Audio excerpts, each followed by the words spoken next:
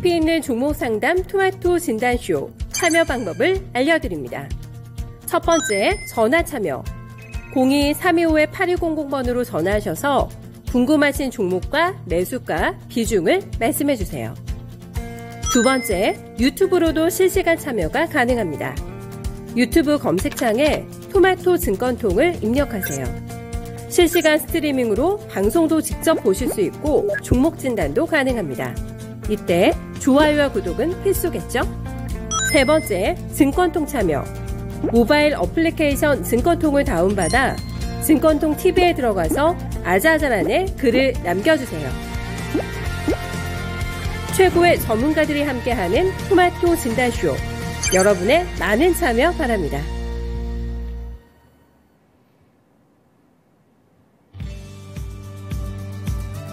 네, 안녕하세요. 종목진단 맛집 진단쇼의 김민아입니다.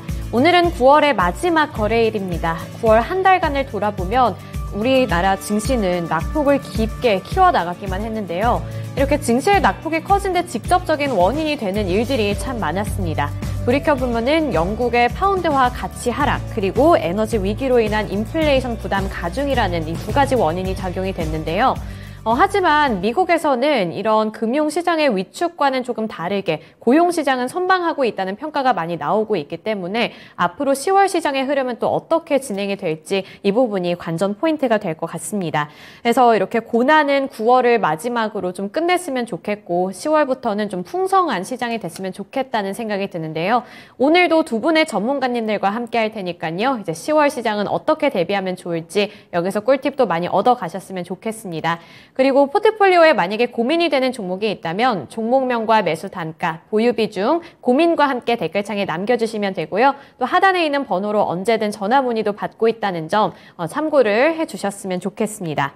그리고 오늘 시장 잠시 체크를 해보면 그래도 오늘 장 초반에는 또 낙폭을 깊게 키워나가서 약간은 우울했는데 그래도 10시 들어서면서부터는 다시 낙폭을 회복하려는 움직임이 나타나고 있거든요. 그래서 코스피 시장도 0.26%로 소폭으로 오름세 연출하고 있는 가운데 코스닥 시장도 마찬가지로 지금은 상승 전환에 성공을 해서 0.33% 정도 오르고 있다는 점 함께 참고해 주시면 좋겠어요. 네, 그리고 본격적인 진단쇼 앞서서 오늘 또 출석 체크 빠르게 해볼까 하는데 오늘 구리구리 너구리님 또 찾아와 주셨고요. 황희성님, 준호님, 태리님, 무야호님, 대한도굴협회님 모두 이렇게 참석을 해주셨습니다. 반갑습니다. 오늘도 꼼꼼하게 진단해 드리도록 할 테니까요. 저희와 끝까지 함께 해주시길 바랄게요. 네, 그러면 오늘 첫 번째 전문가님부터 만나보겠습니다. 금산 전문가님이에요. 안녕하세요. 네, 안녕하세요. 금산입니다. 네, 오늘도 이제 금요일장 많은 분들이 미니 강의를 기다리고 있을 것 같은데요. 오늘은 어떤 주제로 강의해 주실 건가요? 예, 오늘 제가 미니 강의는 그 10월 달 그 IPO 청약 기업에 대한 강의를 한번 해드리고자 합니다. 먼저 제가 시장에 대해서 한번 간단하게 한번 말씀을 드릴게요. 여러분들 400년 그 투자 역사에 있어서 지금 끊임없이 지금 반복되는 것이 여러분 성공과 실패죠. 사람들의 이런 욕망과 공포입니다. 이런 심리가 지금 만들어낸 결과물이 최근에 그 지수 흐름이 그렇게 흘러가고 있습니다. 그러니까 인류가 존재하는 한 이것은 아마 끊임없이 아마 반복이 될 거예요. 여러분 지금 시장은 대중화하고 반대로 가셔야 됩니다. 지금 자리에서 보유한 종목을 손절하는 자리는 아닙니다. 저는 지금 자리는 인내심이 필요한 구간이고요. 중기 투자를 선호하시는 분들은 저는 지금 자리가 찬스라고 봅니다. 꼭 기억을 하시길 바라겠습니다. 자, 오늘 제가 미니 강의는 10월 달 IPO 청약 기업에 대한 이야기를 해드리고자 합니다. 오늘 신규 한 종목이 상장이 되었죠. 하나 볼까요? 오늘 여러분들 보시면은 여기에 요 종목이 보이시죠? 오늘 처음 상장한 종목입니다. WCP라는 종목입니다. 한번 보세요. W 지금 CP라는 종목인데 이 종목이 오늘 이제 상장을 했죠. 이 종목이 2차 전지 분리막 기업입니다. 공모 가격이 얼마짜리? 6만 원짜리죠. 공모가가 6만 원이 지금 현재 주가가 얼마에 놓여 있냐면요. 4만 3,550원에 놓여 있습니다. 공모가를 하회하고 있는 거죠. 이게서 아마 여러분 느끼는 점이 아마 상당히 많을 거예요. 그래서 제가 오늘 미니 강의가 지금 그 10월 달에 지금 IPO 청약하는 기업에 대한 이야기를 해드리고자 합니다. 잘 들으시고요. 이게 지금 청약하는 기업 중에서 알짜배기 종목이 있습니다. 따상도 가능할 수 있는 종목이 있습니다. 오늘 강의를 잘 들으시면 아마 투자에 상당한 도움이 될 것이다. 이렇게 말씀을 드리고 싶고요. 지금 이제 신규 상장주의 전략을 제가 먼저 말씀을 드릴게요. 지금 아마 IPO 기업들이 고민이 아마 심할 겁니다. 최근에 지수가 하락을 함으로써 지금 신규 상장주라고 하는 것은 시장 수요가 굉장히 중요하거든요. 지금 시장 수요가 지금 좋지 못하고 있기 때문에 지금 신규 상장을 앞둔 그런 기업들의 고민이 깊어지고 있다. 이렇게 볼 수 있을 것 같고요. 그 다음 두 번째로 신규 상장주의 메리트가 떨어지는 이유는 지금 기존에 상장되어 있는 종목들의 하락이 너무 큽니다. 지금 신규로 지금 진입하는 기업들과 기존에 있는 기업들의 지금 메리트가 비슷비슷해졌기 때문에 신규 상장주의 메리트가 떨어진다는 거죠. 그만큼 기존의 종목이 많이 빠졌다는 것을 반증하는 거고요. 세 번째로 보통 지금 신규 상장하는 종목군들이 거의가 성장주입니다. 그러니까 여러분들 최근에 성장주에 대한 가혹한 그런 시장의 분위기가 나타나고 있죠. 그런 측면에서 아마 이 IPO 흥행하기가 성장주는 그렇게 쉽지 않을 거예요. 그 다음 마지막으로 2020년도하고 2021년도에는 신규 상장주가 따상이 나오죠. 그죠? 따상도 나오잖아요. 그러나 올해는요, 여러분들 2020년도나 2021년도처럼 그런 호황기가 아니기 때문에 아마 따상 나오기가 쉽지 않을 거예요. 그러나 이런 종목군 중에서 좋은 종목을 찾는다면 짭짤한 그런 수익도 가능하다. 그런 측면에서 제가 10월 달에 지금 IPO 하는 기업들을 제가 15개 기업 제가 스펙은 제외했습니다. 지금 이게 나와 있는 IPO 청약하는 기업들 10월 1일부터 10월 31일 안에 청약하는 기업인데요.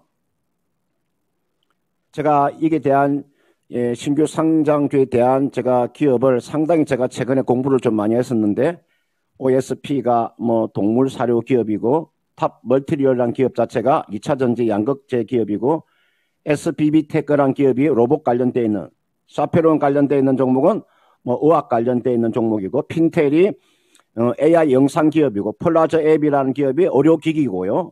골프존 커머스라는 것은 골프용품 전자상거래 업체고 산돌이라는 기업이 여러분들 국내 1위의 폰트 제약 업체고요. 그 다음 저스템이라는 기업이 반도체 공정 장비 업체고 쿠알리라는 기업이 반도체 장비고요. 제이오가 엔지니어링 기술 기업이고 펜트론이 반도체 검사 장비고 누료메카라는 기업이 여러분들 로봇 관련되어 있는 종목이고 JI테크라는 기업이 화학 관련되어 있는 종목이고 밀리에서제라는 것은 여러분들 서적 잡지 기업이죠. 이게 10월 달에 총 청약하는 기업인데요. 이 중에서 제가 지금 시장에서 핫하게 움직이고 있는 섹터 중에 한 가지가 무엇이냐? 로봇이잖아요. 그죠? 로봇.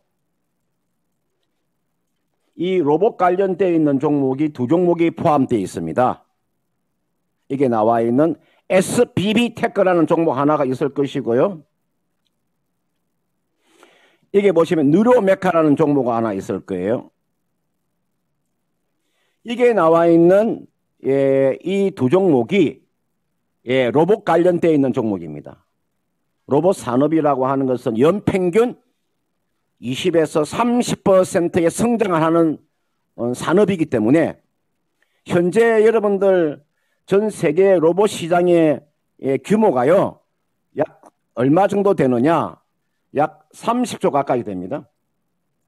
향후 한 5년 정도 지나면 100조 시장이 나올 거예요. 그런 측면에서 10월 달에 IPO하는 기업 중에서 SBB 테크라는 종목하고 누르메카라는 종목은 로봇 관련세 있는 섹터이기 때문에 관심을 가지고 한번 보시라. 이 종목을 여러분들이 IPO하는 기업은 잘 찾아가지고 분석을 해서 아마 매매한다면 좋은 결과가 있지 않겠느냐. 지금 시장의 패러다임, 지금 시장의 패션에 딱 맞는 종목이니까 한번 참고를 해 보시길 바라겠습니다. 네, 이제 10월 달을 앞두고 새롭게 IPO를 하는 기업들에 대해서 말씀을 해주셨습니다. 요즘에는 성장주들이 이렇게 IPO를 할 때, 기업 공개를 할 때 예전만큼 흥행이 될까 이런 좀 고민이나 불안감이 있을 수는 있지만 이 안에서 확실하게 좀 노려볼 수 있는 그런 섹터를 찾아봐야 한다 이런 코멘트를 주셨는데요. 그중에서도 로봇 관련주가 큰 관심을 받을 수 있겠다 이렇게 정리를 해주셨네요. 그래서 이런 부분들 잘 참고를 해주셨으면 좋겠는데 또 최근 시장에서 로봇과 관련된 호재 소식들 그리고 기대감은 충분히 많이 나오고 있다는 점도 함께 고려를 해보시면서 투자 플랜 세워보셨으면 좋겠습니다. 네, 이제 오늘 첫 번째 종목 진단은 블링블링님이 보내주신 IHQ고요. 1,475원에 진입을 하셔서 5% 보유 비중 들고 계세요. 그런데 차트를 보니까 꽤 오랫동안 보유를 하신 것 같고 그리고 주가 자체가 너무 많이 빠져서 이거 어떻게 해야 되나 좀 많이 당황스러우실 것 같거든요. 그래서 좀 심란하실 것 같은데 이거를 어떻게 해야 할지 모르겠다고 하시네요. 그래서 IHQ가 제가 찾아보니까 콘텐츠 제작 업체라고 되어 있고 뭐 이번에 아바타 재개봉 기대감도 안고 있고 디즈니랑 관계를 맺고 있다. 이런 소식도 충분히 뭐 호재로 작용이 되고 있는 것 같은데 그에 비해서 주가는 힘을 못 내고 있어서 왜 그런지 궁금하고요. 이거 어떻게 대응해보면 좋을지도 함께 알려주시면 좋을 것 같아요.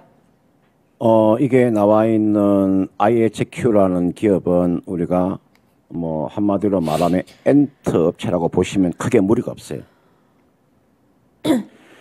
여러분들 이게 나와 있는 이 IHQ라는 종목을 여러분들이 제가 항상 이 시간에 통해서 말씀을 드리는데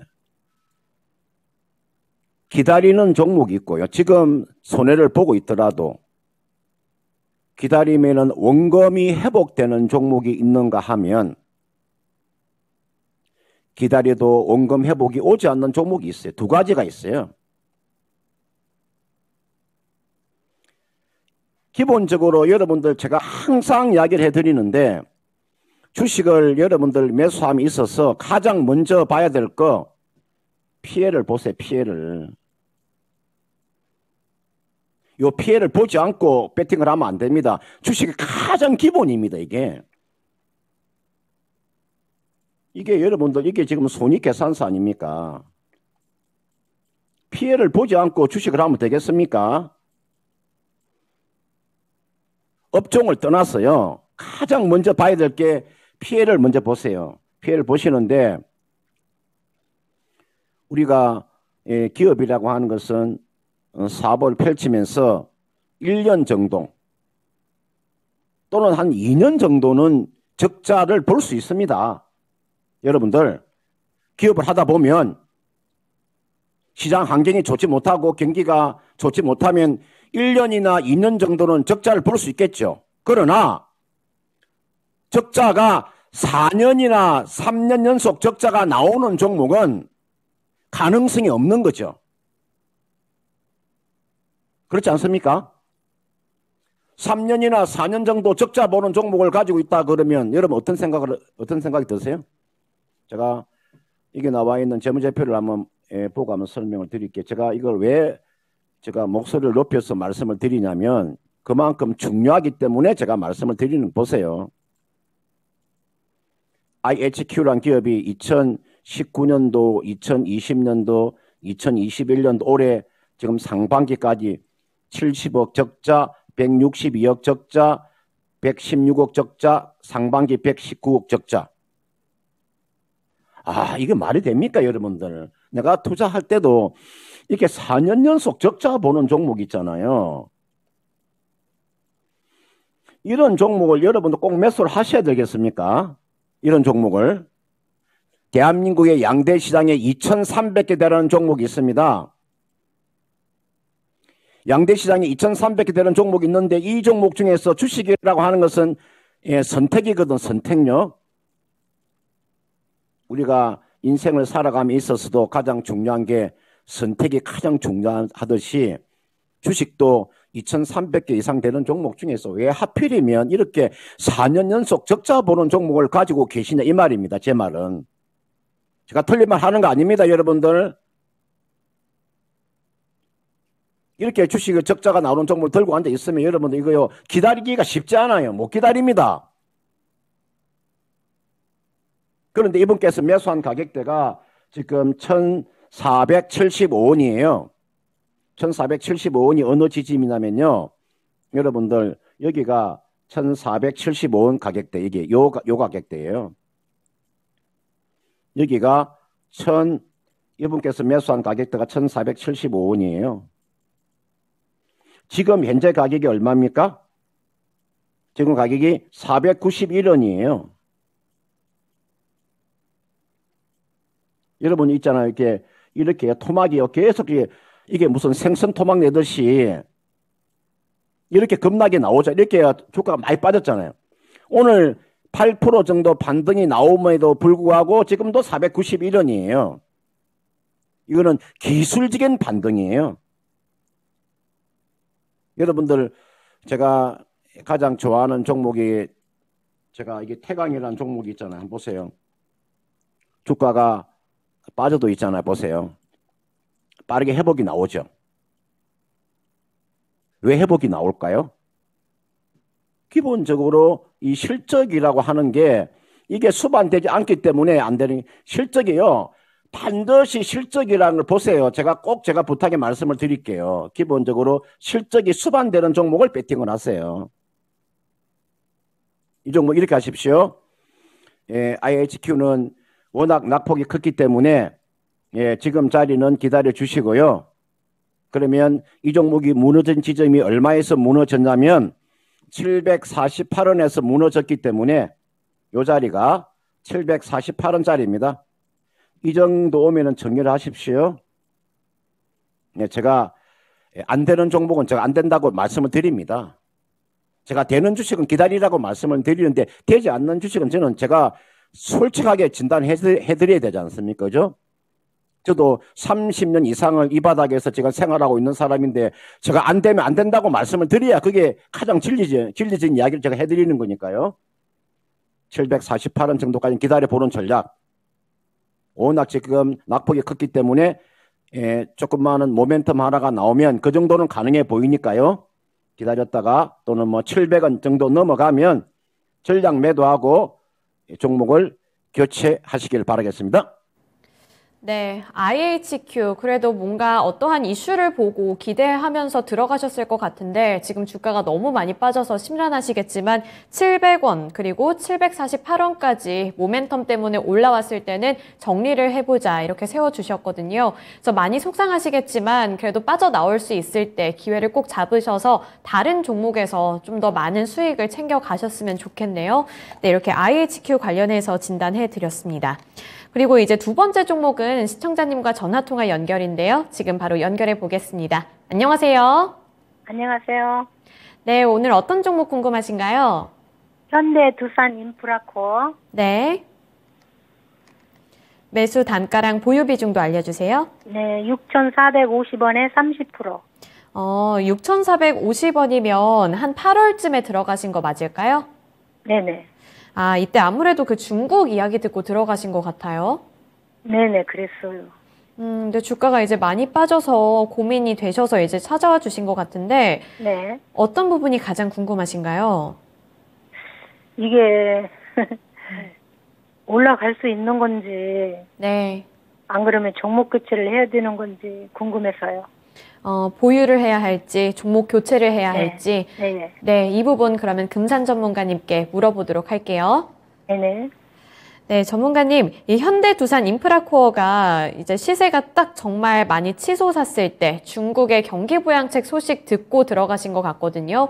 근데 이제 중국 쪽에서 인프라 투자를 한다고 해도 중국 내수 상황에 좀 더 수혜가 간다 이런 의견을 봤어서 그 다음부터는 별로 효과가 없었던 것 같아요. 그래서 이 종목을 계속 들고 가도 될지 고민이 된다고 하시는데 어떻게 보시나요? 네, 현대두산 인프라코어를 이분께서 매수한 가격대가 6,450원에 매수를 하셨죠. 최근에 보면은 8월 26일 날 이날 한번 급등이 나온 날 아마 이날 매수를 하신 것 같아요. 근데 우리가 이제 사실은 경기가 침체된다. 그러면 가장 기본적인 것이요. 우리가 이 인프라 관련되어 있는 섹터들 있잖아요. 지금 현대두산 인프라코어나 DY 파워나 현대건설기계나 진성TC 같은 이런 건설 장비 업체들 있죠. 두산 밖에도 포함되고요. 이 기업들은 단기간에는 주가 하락이 나올 수 있으나 요 고비를 좀 잘 넘겨주셔야 됩니다. 지금 건설주가 주가 하락이 너무 크잖아요. 예를 들어서 지금 보시면은요, 이게 GS건설 볼까요? 이게 GS건설 보세요. 이 GS건설 같은 기업도 주가 하락 한번 보세요. 건설주가 지금 하락폭이 상당하죠. 건설주가요. 이게 지금 나와 있는 현대건설 한번 볼까요? 현대건설 주가도 보시면은 주가 하락폭이 최근에 좀 하락이 컸죠. 그런데 이게 나와 있는 것은요, 현대두산 인프라코어는 제가 봤을 때는 두 가지 모멘텀이 있습니다. 첫 번째, 러시아하고 우크라이나의 전쟁이 저는 제가 봤을 때는 어느 정도의 저는 종전선언도 나올 수 있는 구간은 아니지만 어느 정도의 저는 진전기에 저는 접어들었다고 봐요. 그러면 이게 여러분들 요 전쟁 관련되어 있어서 요 수혜주가 맞습니다. 만약에 종전이 되게 되면 주가의 탄력이 좀 클 거예요. 그 다음은 사우디아라비아의 네옴시티 관련되어 있는 섹터도 있잖아요. 지금 요 네옴시티 관련해서 요 두 가지 모멘텀은 있다는 거죠. 그러니까 우리가 주식을 가져가면서 주가의 상승 모멘텀을 나와야 주가가 반등을 주는 섹터 중에 한 가지가 네옴시티나 전쟁 관련, 전쟁이 종전됐을 때의 관련 종목은 한번 반등이 세게 나올 수 있습니다.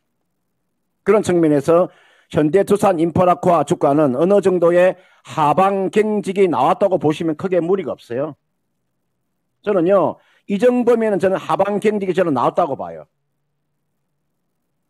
그래서 이 종목은요, 이분께서 6,450원에 30%를 가지고 계시는데요. 이 종목은 손절하는 종목이 아닙니다. 이 종목은요, 손절하는 종목이 아니에요. 그냥 가지고 기다려주는 종목이에요. 이거는 좀 여유 있게 기다려준다면 이 종목은 매수가는 아니더라도 6,000원대까지의 상승 여력은 충분히 남아 있습니다. 그래서 목표가를요, 6,000원 정도를 제가 제시해 드릴 테니까 이 정도 올 때까지는 좀 기다려 보세요. 기다리는 시간은 제가 봤을 때는 한 11월 말 정도, 한 2달 정도 기다린다면 6,000원 정도는 회복이 가능하지 않겠느냐, 이렇게 판단되기 때문에 그렇게 한번 참고를 해 보시길 바라겠습니다. 네, 현대두산 인프라코어 지금 주가가 많이 내려앉아서 걱정이 되실 것 같은데 그래도 다행인 부분은 두 가지 모멘텀이 있네요. 아까 말씀해 주신 게 네옴시티 그리고 전쟁 관련이 있으니까 11월 말까지는 보유해 보시길 바랄게요. 네, 이렇게 현대두산 인프라코어 관련해서 진단을 해드렸습니다. 요즘에 건설주들의 주가 흐름이 참 좋지가 않죠. 그래서 걱정되시는 분들도 많을 것 같고 워낙에 건설을 향한 이 투자 심리 자체가 냉랭해졌기 때문에 털고 나오기도 힘들었을 것 같은데 그래도 두 가지 모멘텀이 확실하게 있습니다. 러시아와 우크라이나 전쟁이 종전이 됐을 경우에는 이 건설 관련주들이 또 큰 폭으로 좀 탄력을 받을 수 있을 것 같다 이렇게 전망을 해주셨고 네옴시티 관련해서도 호재 소식으로 작용이 될 수 수 있다는 부분을 짚어주셨거든요. 네, 이제 네옴시티 건설을 추진하고 있는 이 사우디의 무함마드 빈 살만 왕세자가 이번에 국가수반 총리에 임명이 됐다고 하니까 이러한 진전에 있어서도 어느 정도 좀 가시적인 움직임이 나타나지 않을까 싶어요. 그래서 이런 두 가지 부분들 계속 잘 좀 체크를 해보셨다가 연말까지는 잘 대응을 해보셨으면 좋겠습니다. 이렇게 건설 관련해서도 진단을 해드렸고요. 이제 다음 종목은 10원이 생각님이 보내주신 종목인데 이번에도 건설 관련주네요.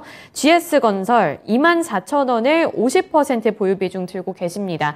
50%면은 꽤 높은 비중인데 만약에 50%를 한 번에 다 진입을 하신 거라면 이번 최근에 진입을 하신 것 같고 진입 구간 자체는 그래도 바닥에 좀 가깝지 않을까 싶기는 해요. 그래서 10원이 생각님은 PBR도 너무 낮고 수주 물량도 이미 작년 대비 80% 이상 채운 걸로 알고 있다는 점에 집중을 하셨고요. 또 네옴시티와 배당에도 좀 매력을 느끼신 것 같네요. 그래서 추가 매수를 해도 될지 궁금하다고 하시는데 GS건설 추가 매수 괜찮을까요? 지금 자리에서 이분께서 50% 비중을 가지고 계시죠. 이제 추가 매수는 아니고요.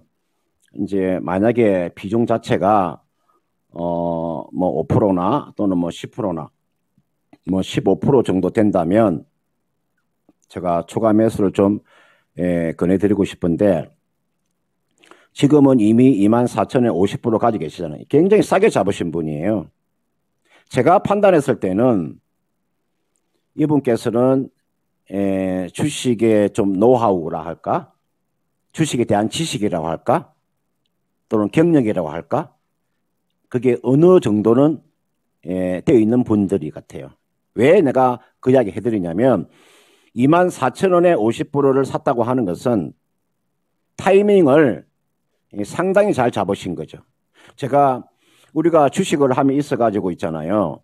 타이밍이라는 굉장히 중요한데, 자, 이게 제가 그림을 못 그리지만 이렇게 사람이 이렇게 있잖아요. 목이 있고, 이렇게 몸통이 있고요. 이렇게 다리가 있잖아요. 이렇게 손이 이렇게 있고, 죠 그러면 이분께서 우리가 주식을 할 때 이 발바닥에서 주식을 살 수가 없어요. 이거는 10만 할 수 있어요. 10만. 예? 우리가 10만이 할 수 있는 겁니다. 발바닥에서 주식을 살 수가 없어요. 그러면 우리가 대략 요 무릎이잖아요. 무릎이나 또는 정강이 요 부분. 이 정도에서는 우리가 배팅을 할 수가 있어야 되죠. 그죠? 이 정도는 배팅을 할 수 있어야 되잖아요. 이 정도는 배팅을 저는 충분히 할 수 있다고 봐요. 지금 GS건설은 바닥이 어딘지는 모르겠으나 현재 이 종목의 PR이나 PBR이나 또는 BPS나 이런 걸 놓고 봤을 때 지금 자리가 어느 정도의 저점은 왔다고 저는 봐요. 그러니까 상당히 매수는 잘하신 거예요. 이제는 이 종목을 가지고 얼마나 내가 여유 있게 이 주식을 여러분들 이 주식을 가져가느냐, 여유 있게 이게 굉장히 중요한 겁니다. 얼마나 내가 여유 있게 가져가느냐. 이렇게 하세요. 50%를 가지고 계시는 이거는요 비중이 너무 많으니까요 기다리고 있다가 24,000원에 샀기 때문에 매수가 오면 약 한 24,000 스스로 제하고요 24,500원 정도 오면요 지금 50%의 그 비중을 가지고 있잖아요. 그러면 이 중에서 30%는 매도를 하세요. 매도하시고요 20%만 가져가세요. 손해보 24,000원에 매수하셨으니까 스스로 제하고 24,500원에 지금 50%를 좀 들고 있지 마시고 이게 오면 50% 중에서 30% 매도하고 20%만 가지고 가는 전략. 얼마까지 한번 가져가 보느냐. 20% 정도를 적어도 한 3만 원 정도까지의 목표가를 정해가지고 보유하는 전략. 제가 언제까지 한 11월 말 정도까지 보는 거죠. 저는 지금 미국 정시도 11월 8일 날 미국의 중간 선거가 있기 때문에 저는 10월 달 시장을 나쁘게 보지 않거든요. 그런 측면에서 제가 목표가를 3만 원 정도를 제시하니까요. 24,500원 정도 오면 30% 매도하고 20%만 보유하는 전략을 제시하도록 하겠습니다. 네, GS건설 관련해서 진단을 해드렸는데, 시버니 생강님 아까 칭찬받으셨는데, 알고 보니 초보라고 하시네요. 근데 초보이신데도 잘 진입을 하셔서 그 부분에서는 칭찬을 마구마구 느끼셨으면 좋겠고, 우선은 보유 비중이 50%로 너무 높으시니까, 아까 설정해주신 24,500원 구간에서 1차적으로 좀 정리를 해보시고, 나머지 20% 정도는 11월 말까지 들고 가시길 바랄게요. 네, 오늘 금산 전문가님과는 여기까지 진단해 보도록 하겠습니다. 오늘 말씀 고맙습니다. 네, 고맙습니다. 네, 오늘 마지막 종목들이 연이어서 건설 관련주들이 왔는데 그래도 이 두 가지 건설 관련 종목들 나름 큰 종목들이기도 하고 또 두 가지 모멘텀을 확실히 안고 있는 종목들이니까요. 11월 말까지는 지켜보시면서 대응을 잘 해보셨으면 좋겠습니다. 그리고 이제 두 번째 전문가님과는 또 증시 전반적인 이야기를 나눠볼까 하는데 지금 세계 경제를 살펴봤을 때 미국 쪽의 경기 침체 우려감보다는 유럽 쪽의 금융위기에 대한 우려감이 더 커지고 있는 분위기거든요. 파운드화의 가치가 하락하기도 했고 또 독일 쪽에서 인플레이션이 10%대로 다시 한번 치솟는 움직임도 나타나고 있어서 어느 쪽에 무게를 두고 대응 전략을 만들어 봐야 할지 이 부분이 좀 많이 고민이 되실 것 같은데 이번에는 김영일 전문가님 만나서 이야기 들어보도록 하겠습니다. 안녕하세요. 네, 반갑습니다. 김영일 전문가입니다. 네, 오늘 아침부터 제가 이제 독일 쪽에서도 CPI가 좀 큰 폭으로 나타났다는 소식도 들었고, 그런데 반면에 미국 쪽에서는 또 고용지표가 나름 괜찮게 나왔더라고요. 그래서 미국 경제는 나름대로 선방을 하고 있다, 이런 평가가 나오고 있는데, 이제는 유럽이 문제다, 이런 소식이 들려와서 어디에 조금 더 초점을 맞춰서 대응 전략을 만들어 봐야 될지 궁금하거든요. 어떻게 생각하시나요? 네, 일단은 이 고용지표와 현재 유럽의 금융위기는 어느 정도 좀 상대적으로 봤을 때, 거시적인 관점과 지금 이제 단기적인, 미시적인 관점으로 좀 지켜볼 수가 있을 것 같아요. 지금 현재 이 유럽의 경제 위기 자체는 이번에 단기간으로 끝날 만한 이제 이슈가 아니죠. 지금 계속해서 이 유럽의 가스 공급량이 이제 상당히 조금 부족해지고 있으면서 유럽의 전체적인 산업 전반적인 부분들이 정상적으로 가동이 되지 못하고 그에 따라서 이제 GDP가 상당히 좀 낮아질 수 있는 그런 이제 구간들에 진입을 할 것이다라고 이제 이야기가 나오고 있습니다. 때문에 지금 이제 이야기가 나오는 걸로는 2008년 리먼 브라더스 사태 이후에 리먼 브라더스 사태 금융 위기 때보다도 더 큰 그런 이제 경제 위기가 올 수 있다라고 이제 이야기가 나오고 있죠. 때문에 이제 이러한 영향으로 인해서 지금 이제 유로화가 이제 계속해서 약세를 보이고 있고, 그래서 달러 강세를 보이다 보니까 우리나라도 이제 어느 정도 영향을 받는 것이 환율이 계속적으로 좀 강세를 받는 그런 이제 구간들이 이어지고 있다라고 봐야 될 것 같고, 지금 이러한 부분들은 단기간으로 끝날 것 같지가 않죠. 이제 곧 겨울이 다가오고, 지금 현재 러시아에서 노드스트림 1, 2가 최근에 또 폭파가 됐기 때문에 지금 이제 가스 공급이 아예 이제 제한이 된다라고 하면 결과적으로 지금 현재 유럽은 전체적인 가스를 어느 정도 비축을 해 놓기는 했지만 이러한 부분들이 시간이 지나게 됐을 때는 점차적으로 또 상당히 이 타격이 있을 수 있는 그런 이제 이슈가 될 수가 있겠죠. 그러면서 지금 현재 중국이 전체적으로 이 코로나를 조금씩 이제 완화를 하기 시작하면 이 코로나 규제에 대한 부분들을 다시 한번 이제 완화를 시작하게 되면 점차적으로 이제 산업들이 정상적으로 돌아가기 시작을 하면서 이제 이 LNG 수요가 증가를 하게 될 겁니다. 그러면 지금 현재 실질적으로 유럽이 이 에너지원에 대해서 가장 이제 이 비중을 높일 수밖에 없는 부분이 LNG이기 때문에 이 LNG가 또 중국이 계속해서 또 수요가 증가하게 되면 가격이 또 올라갈 수밖에 없겠죠. 때문에 이러한 부분들로 인해서 유럽의 이런 에너지발 위기는 어느 정도 장기화될 수 있는 그런 흐름들이 나올 수가 있습니다. 때문에 지금 현재 이 경제 위기 자체는 단기적으로 보기보다는 이 미국의 어떤 금리 인상의 속도, 그 다음에 유럽이 어떻게 그에 맞춰서 따라가는지, 그리고 이 에너지 위기에 대해서 어떻게 대응하는지 주요하게 보면서 대응할 필요가 있을 것 같고요. 그래서 이제 고용지표가 이제 이번에 미국에 좀 좋게 나왔는데, 일반적으로 지금 현재 고용지표가 좋게 나오게 되면 미국은 금리 인상에 대한, 긴축에 대한 부분들을 어느 정도 좀 계속해서 강하게 진행을 하겠다라고 이제 이야기를 하고 있죠. 고용지표가 좋게 나오게 되면 결과적으로는 경제가 나쁘지 않다라는 부분이 또 이야기가 나오는 그런 이제 부분이기 때문에 지금 현재 연준 인사들은 계속해서 강하게 이 긴축에 대한 부분들을 또 이야기를 하고 있습니다. 때문에 지금 현재 상태에서 뭐 고용지표나 혹은 이제 미국의 지표 이런 부분들은 이제 어느 정도 시장의 단기적인 반응을 이끌어낼 수 있는 부분이다라고 보여지고 있고, 지금 현재 상태에서 고용지표보다는 CPI가 조금 더 이제 중요할 수가 있겠죠. 지금 현재 CPI 발표가 이제 얼마 남지 않았는데 CPI가 발표되게 되면서 시장이 어느 정도는 그래도 분위기를 잡지 않을까라고 이제 생각이 되고 있어요. 지금 현재 이 한국의 지수, 그러니까 이제 코스피 코스닥이 지금 현재 상당히 많이 떨어진 상태죠. 그러면서 이제 일전에 코로나 이제 위기 때, 그 다음에 리먼 브라더스 때만큼이나 그 이상이나 이제 상당히 조금 많이 하락이 나온 과매도 구간이기 때문에 CPI가 어느 정도 이 예상치에만 부합하는 수준으로만 나와줘도 충분히 좀 시장은 어느 정도 자리를 잡아줄 수 있지 않을까 보여집니다. 때문에 지금은 현재 고용 지표보다는 CPI에 좀 더 포커스를 맞추어서 시장 대응을 준비를 해야 된다라고 이제 보고 있고, 이러한 이제 이 미국의 지표들은 약간 단기적인 관점에서 결과적으로 시장이 이제 지표가 나올 때마다 반응이 보일 것이기 때문에 단기적인 관점으로 대응을 준비해야 된다, 이렇게 말씀을 드릴 수가 있을 것 같습니다. 네, 단기적인 관점으로 접근을 해야 한다, 이렇게 말씀을 해주셨네요. 그래서 지금 여러 가지 이슈들이 있는데 관건이 될 부분은 미국 쪽에서는 고용지표보다는 앞으로 발표가 될 CPI 지수에 조금 더 주목을 하셔야 될 것 같고요. 그리고 유럽 같은 경우에는 워낙에 지금 러시아와의 에너지 싸움이 오랫동안 지속이 되고 있다 보니까 이 에너지 위기가 어떤 식으로 해결이 될지 이 부분이 좀 관건이 될 것 같습니다. 그리고 금리 인상 관련해서는 미국 쪽에서는 지속적으로 좀 큰 폭의 금리 인상을 단행할 것 같거든요.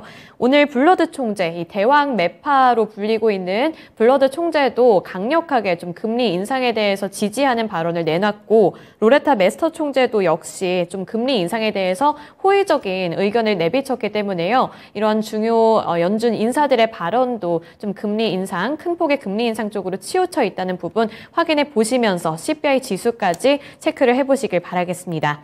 네, 이제 김영일 전문가님과 진단해볼 첫 번째 종목은 아싸님이 보내주신 현대바이오랜드고요.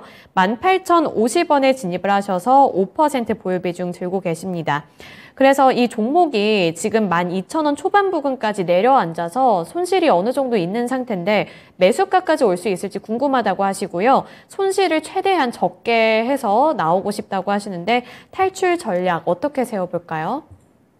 네, 일단 현대바이오랜드 같은 경우에 최근에 이제 주가를 보게 되면은 정말 이제 많이 내려왔습니다. 고점 대비 정말 큰 그런 이제 조정이 나오게 되면서 지금 현재 주가는 이제 내려올 대로 내려온 구간이 아닌가라고 이제 보여져요. 그러면서 이제 어느 정도 실적표를 보게 되면 최근에 이 2020년까지는 상당히 실적이 조조하다가 이제 2021년에는 그래도 실적이 올라오는 그런 이제 흐름들이 보였습니다. 그러다가 이제 아무래도 이 화장품 관련된 기업이다 보니까 지금 현재 상태에서 화장품주들이 상당히 조금 타격이 컸죠. 중국의 봉쇄로 인해서. 때문에 지금 현재까지 조정이 계속해서 이어지고 있다라고 봐야 될 것 같은데, 실적적인 부분을 보게 되면 그래도 조금 긍정적이었다라고 볼 수가 있을 것 같아요.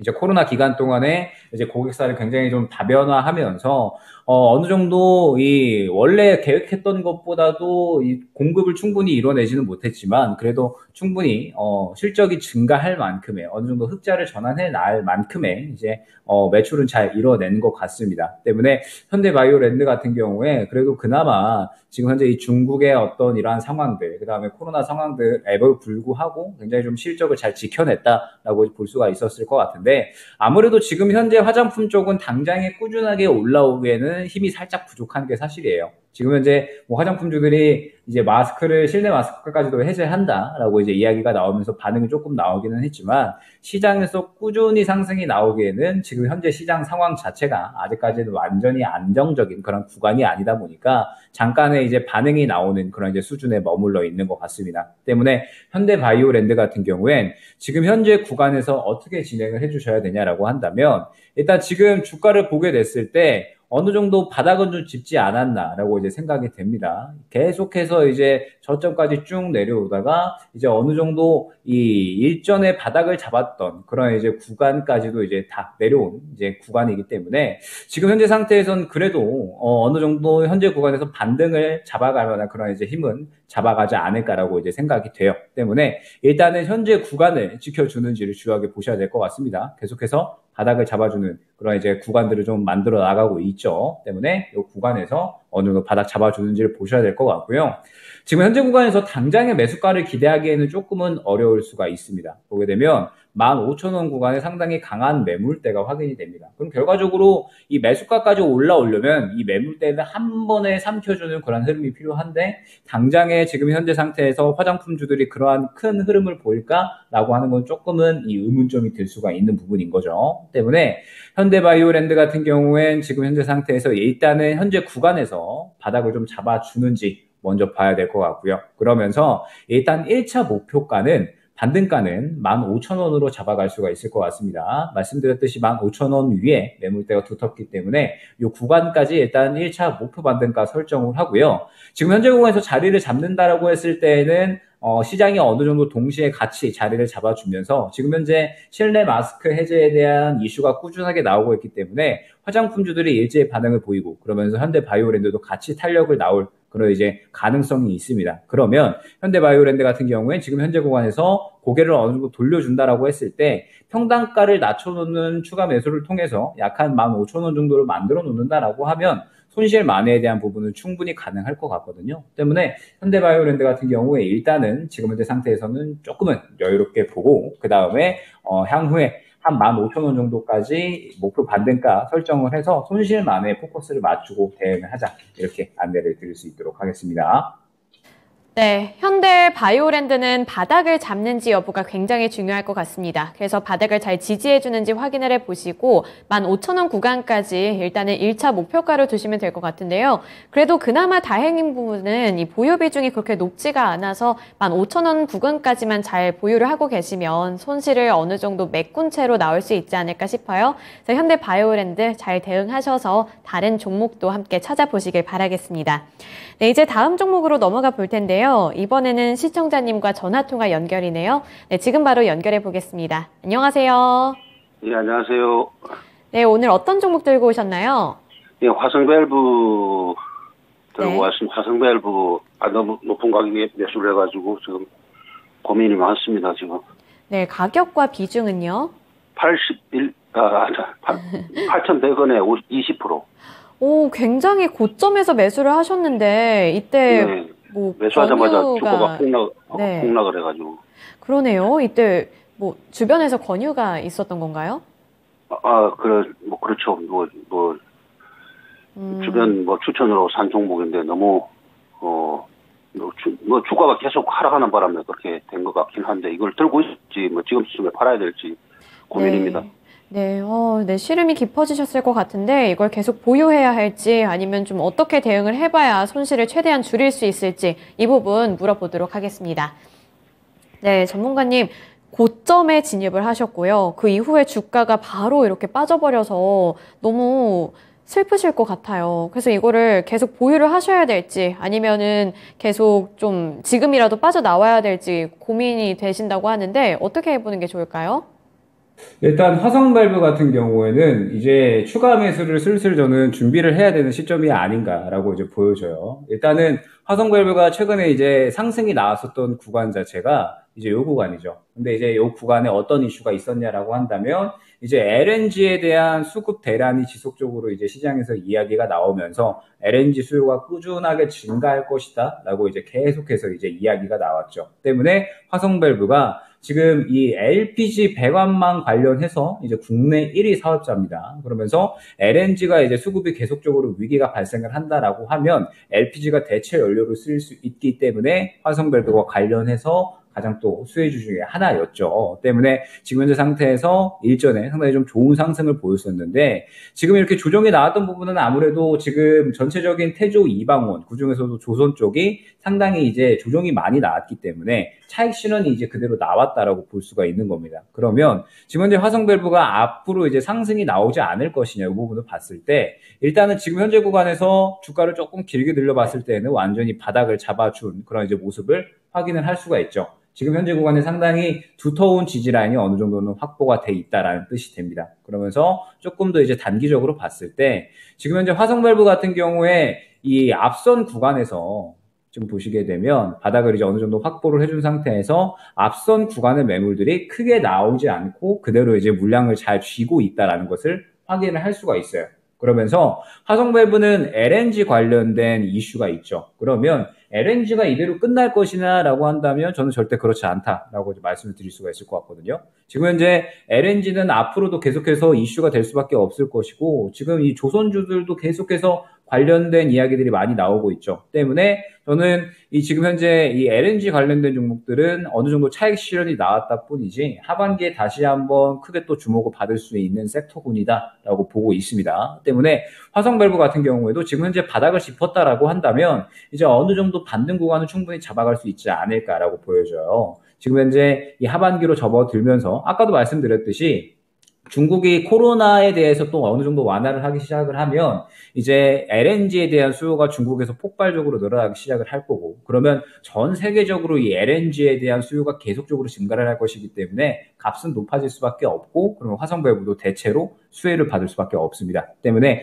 지금 현재 화성밸브는 하반기에 한 차례 급등이 나올 수 있는 종목이다라고 이제 보고 있고 그러면 이제 그에 맞춰서 추가 매수를 잘 준비를 해야겠죠. 일단은 1차 목표 반등가는 7,000원 근처 구간입니다. 좀 보시게 되면 앞선 매물대가 또 있는 구간이 7,000원 구간이기 때문에 1차 목표 반등 구간은 7,000원으로 잡고 진행을 해주시면 될 것 같고 일단 당장에 여기서 완전히 바닥을 잡았다라고 보기에는 아직까지는 조금 더 봐야겠죠. 이제 단기적으로 CPI 지수도 발표가 되니까 일단 조금 더 이제 지켜봤다가 LNG선이 이제 분명하게 시장에선 수혜를 받을 겁니다. 왜 수혜를 받느냐라고 하면 이제 아까도 이제 말씀을 드렸지만 지금 현재 LNG가 계속해서 이야기가 될 수밖에 없는 시장 환경이에요. 유럽에서도 이제 계속해서 LNG 이야기가 나올 거고요. 그러면서 관련된 이제 이야기들이 나오기 시작을 할 때 화성밸브 같은 경우에도 어느 정도 현재 구간에서 자리를 잡고 고개를 돌려주는 그런 구간이 나오겠죠. 그러면 이제 본격적으로 다시 한번 이제 힘을 이제 모아가면서 올라갈 준비를 한다라고 하는 구간이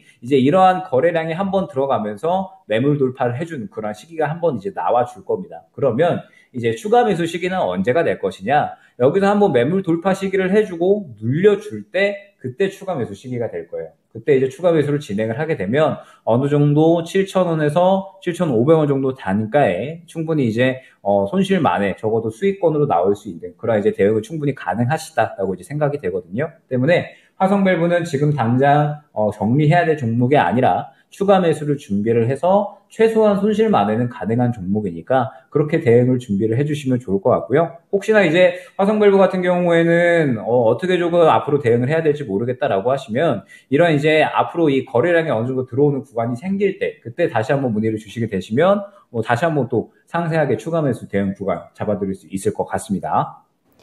네, 화성밸브가 이제 고점에 진입을 하셔서 속상하셨을 것 같은데 그만큼 많이 오른 것에 대해서 지금은 쉬어가는 구간이라고 해주셨으니까요. 일단은 하반기를 노려보시길 바랄게요. 여보세요? 네. 예, 죄송합니다만 김영일 전문가가 나오시는지 모르고 제가 지금 화성밸브를 저기를 드렸는데 그 김영일 전문가 추천 종목 세아 메카닉스는 지금 팔아야 될지 말아야 될지 그것만 한번 물어보고 싶은데요. 지금 뒤에 이제 다른 시청자분들 전화통화가 연결이 대기가 중이라서요. 다음번에 다시 한번 진단주 찾아주시겠어요? 네, 알았습니다. 네.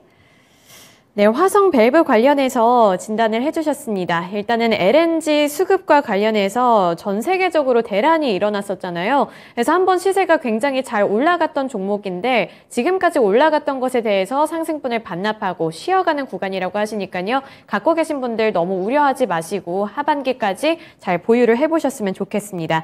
그리고 참고로 화성밸브는 1차 목표가 7,000원 부근으로 설정해 주셨으니까요. 그 이후에 또 진단쇼 통해서 2차 목표가 설정해 보셨으면 좋겠네요. 네, 이제 다음 종목은 구리구리 너구리님이 보내주신 넥스틴입니다. 46,800원을 11% 보유 비중 들고 계신데요. 아까 제가 댓글에서부터 우리 너구리님이 굉장히 속상해 하시는 거를 봐서 저도 좀 마음이 안 좋았는데 일단은 막판에 10%까지 빠지다가 4% 후반대까지 올라가긴 했는데 그래도 마이너스다. 그래서 최대 실적이 기대되는데 왜 이렇게 떨어지는지 모르겠다고 하시는데요. 이 넥스틴이 저도 봤던 게 실적도 기대가 된다는 소식이 있었고 그리고 반도체 동맹에 대해서도 나름대로 선방할 수 있을 거라는 전망 기사도 봤는데 왜 이렇게 주가가 빠지는 걸까요? 그리고 전략은 어떻게 세워보는 게 좋을까요? 네, 일단 이제 넥스틸이 올해 좀 사상 최대 실적을 낼 것이다라고 이제 이야기가 나오고 있죠. 대표적으로 이 반도체 장비에 대한 부분들에 대해서 이제 어느 정도 이 사업을 영위를 하는 이제 그러한 기업인데, 지금 이제 계속해서 이 중국에서 이 반도체 장비와 소재를 조금 투자를 확대를 하고 있죠. 그러면서 이 넥스틴 같은 경우에 중국향 매출이 어느 정도 발생을 하고 있는 기업이기 때문에 치포 제재에도 불구하고 어느 정도 이 계속적으로 성장을 이어나가는 그런 이제 기업이다라고 볼 수가 있을 것 같고, 지금 현재 중국향 점유율도 확대를 지속을 하고 있기 때문에 이런 부분들을 봤을 때 넥스틴 같은 경우에는 앞으로도 꾸준하게 좀 상승이 나올 수가 있을 것이다. 어느 정도 성장을 해 나갈 수가 있을 것이다. 라고 이제 기대가 되는 그런 이제 기업입니다. 그런데 역시나 문제는 무엇이냐라고 했을 때, 지금 현재 넥스틴을 필두로 해서 전체적인 반도체 업황이 조금은 이제 좋지 않은 부분이 좀 문제가 될 것 같아요. 지금 보게 되면 일단은 현재 이 미국의 이 반도체 업황 조금은 불안합니다. 일단 지금 최근에 이제 이야기가 나온 걸로는 마이크론 테크가 지금 최근에 상당히 조금 이 4분기에 어닝 쇼크가 나올 것이다. 겨우겨우 흑자를 유지할 것이다. 라고 이제 이야기가 나오고 있죠. 그러면서 지금 현재 뭐 마이크론 테크뿐만 아니라 삼성전자나 SK하이닉스도 마찬가지입니다. 지금 이제 4분기에 이 수요 우려, 계속해서 이 경기 침체가 이제 심화될 것이다라는 이제 우려감으로 인해서 수요가 둔화될 것이다. 라고 하는 이제 우려가 계속해서 커지고 있는 상태이기 때문에 전체적으로 이 반도체 업종들에 속한 종목들은 실적이 좋더라도 당장에 이제 주가의 움직임이 나오지 않는 그런 이제 모습을 보여주고 있죠. 때문에 지금 현재 상태에서는 결과적으로 반도체 업황이 어느 정도는 살아가야 되는 그런 이제 구간들이 필요하다라고 이제 보고 있고, 이렇게 반도체 업황이 어느 정도 살아나기 위해서는 일단은 이제 올해 하반기는 좀 지나가야 되지 않을까 싶어요. 지금 현재 계속해서 수요 둔화에 대한 우려가 심하기 때문에 지금 현재 구간은 아무래도 이 경기 둔화에 대한 우려감들이 어느 정도 좀 풀려야 되지 않을까 싶습니다. 때문에 반도체 업황은 하반기 정도는 지나가야지 될 것 같다라고 이제 보여지는데, 일단 뭐 넥스틴 같은 경우에는 뭐 올해뿐만 아니라 이제 내년까지 넘어서서도 지금 뭐 시설 투자를 계속해서 하고 있기 때문에 충분히 실적에 대한 어떤 증가분, 실적에 대한 긍정적인 흐름을 계속해서 또 유지가 될 것으로 보여지고 있습니다. 뭐 또 기존 사업뿐만 아니라 또 새로운 또 업체를 인수를 하면서 사업을 또 다각화하고 있기 때문에 넥스틴 같은 경우에 내년까지도 성장세를 이어날 것이다라고 보고 있어요. 그러면 지금 현재 상태에서 좀 준비를 해야 될 건, 결과적으로 이 종목을 정리를 안 하신다라고 하시면 지금 보시게 되시면 약 한 4만 원 정도 근처 구간에 상당히 좀 강력한 지지라인이 또 확보가 되어 있는 것을 확인을 할 수가 있죠. 일전에 이제 거래가 됐었던, 그리고 지켜줬었던 구간을 어느 정도 지켜주려는 모습을 이제 보여주고 있는데, 지금 현재 상태에서 현재 구간을 지켜준다라고 하면 저는 넥스틴 같은 경우에는 그래도 어느 정도 실적에 대한 충분히 긍정적인 흐름들이 나오고 있기 때문에 반등의 흐름을 어느 정도 잡아줄 수 있지 않을까라고 보여집니다. 그러면서 이제 지금 현재 실적이 좋게 나오고 있음에도 불구하고 시장이 또 좋지 않은 그런 흐름이 나오고 있기 때문에, 만약에 이번에 CPI 지수가 발표가 되고 그러면서 지금 현재 이 시장이 어느 정도 바닥을 잡게 된다라고 하면 넥스틴도 충분히 자리를 잡는 그런 흐름들도 나와줄 수가 있어요. 때문에 지금 현재 상태에서 넥스틴을 당장의 정리보다는 이제 현재 구간은 어느 정도 지켜주는지 보셔야 될 것 같고요. 그러면서 어느 정도 이 고개를 꺾어준다라고 하면 저는 1차 반등가는 5만 원까지는 충분히 나올 수 있다라고 보여주고 있습니다. 그러면 그때 이제 이 5만 원 근처까지 도달을 했을 때에는 시장이 만약에 추가적으로 올라가 줄 수 있다라고 하면 시장의 분위기가 괜찮으면 좀 더 이제 지켜봐도 될 것 같고요. 그때 이제 그 구간에 반도체 업황이 아직까지 좀 좋지 않다. 그러면서 시장도 약간 애매하다라고 한다면 이 정도 구간에서 일단 1차적으로 한번 수익 매도를 하고 그 다음에 향후에 다시 한번 잡아가는 구간을 잡아가면 되겠죠. 때문에 지금 현재 넥스틴 같은 경우에는 종목 자체의 문제보다는 반도체 업황의 문제, 그 다음에 시장의 문제다라고 이제 생각을 해주시고, 지금 현재 상태에서는 어느 정도 이 4만 원 근처 구간에서 자리를 잡는 걸 먼저 보자. 4만 원 구간을 이탈을 하게 된다라고 하면 추가적인 조정 구간이 나오게 될 수 있을 것 같아요. 때문에 일단 이 구간을 이탈을 하게 되면 향후에 추가 매수 전략을 진행을 해도 나쁘지 않고, 정리했다가 어느 정도 저점 잡았을 때 재접근 노리는 것도 나쁘지 않은 종목입니다. 다만 4만 원을 지켜주고 반등이 나온다라고 하면 일단 이 5만 원 구간까지 반등이 나오는지 보면서 추가적으로 돌파가 나오는지 아니면 시장의 분위기에 따라서 차익 실현이 나오는지 이 부분을 보면서 대응을 하면 좋을 종목으로 안내드릴 수 있을 것 같습니다. 넥스틴을 보유하고 계셨던 만큼 좀 많이 답답하셨을 것 같고요. 그리고 이 주가 흐름과 다르게 괜찮은 종목인데 왜 이렇게 못 갈까 싶어서 좀 속상하신 마음이었을 것 같은데 그래도 넥스틴 자체의 문제라기보다는 반도체 업황의 문제이기 때문에 조금은 보유하면서 지켜보자 이런 말씀 주셨습니다. 이 부분까지 함께 잘 반영해 보시면서 대응 잘 해보셨으면 좋겠네요. 네, 오늘 김영일 전문가님과는 여기까지 진단해 보겠습니다. 주말 잘 보내세요. 네, 감사합니다. 네, 오늘도 두 분의 전문가님들과 함께 다양한 종목들 진단해 드렸습니다. 오늘 제 기억에 남는 종목들은 건설주 그리고 반도체 관련주들인데 지금까지 굉장히 안 좋았던 종목들이잖아요. 그래서 10월 달에는 좀 잘 갔으면 좋겠습니다. 오늘 그리고 미스터 진단도 함께 시청해 주시길 바라겠고요. 지금까지 투자 판단에 대한 도움 정보를 드렸습니다. 하지만 특정 종목의 상승과 하락을 보장하지는 않는다는 점 기억해 주세요. 시청해 주셔서 고맙습니다.